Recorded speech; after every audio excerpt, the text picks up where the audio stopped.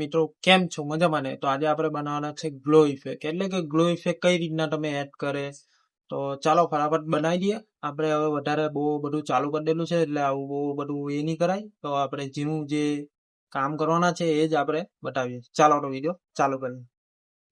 તો મિત્રો CapCut open કરી લેવાનું. પછી મિત્રો તમારો વિડીયો મનપસંદ વિડીયો હોય તે સિલેક્ટ કરીને એડ કરી લેવાનું.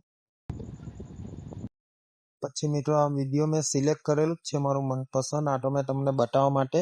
તો ઇફેક્ટ ઉપર ટેપ કરવાનું. પછી વિડીયો ઇફેક્ટ, પછી આ બાજુ સ્ક્રોલ કરવાનું. પછી પાર્ટી છે એના પર ટેપ કરવાનું.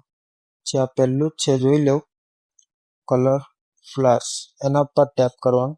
પછી યસ પર ટેપ કરી દેવાનું. આ તમારી વિડીયો ઇફેક્ટ આવી જાય. હવે આ વિડીયો ઇફેક્ટ આવી તો જઈએ, પણ આ બ્લેકમાં બતાવે છે ને આ કંઈ ઝબુક ઝબુક કરે છે, એનું કારણ શું? ચાલો આપણે એને સેટિંગ કરીએ. તો વિડીયો ઇફેક્ટ પર ટેપ કરવાનું. પછી એડજસ્ટ પર ટેપ કરવાનું. પછી તમારે કલર્સ કયો રાખવો છે, કલર્સ ઇફેક્ટનો, તો અહીં બતાવશે આ વિડીયો છે. તો આમાં તમને આ વધારે ઝબુક ઝબુક કરે ને એને આપણે પહેલાં હટાવી દઈએ. પછી સ્પીડ છે એને 0 કરી દઈએ. આ ગ્લો છે એને વધારી દઈએ. પછી આ ઓપ્શન છે ટ્રાન્સફર, એને ફૂલ કરી દઈએ.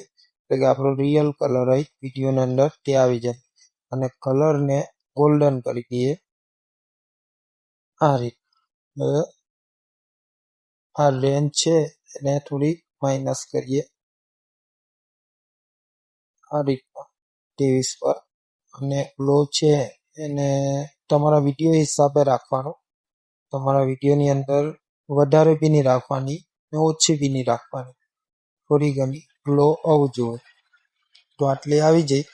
આ તો વિડીયો મારું બરાબર શૂટવાળો મારો શૂટર બરાબર છે નથી ને એટલે તો જોઈ લો.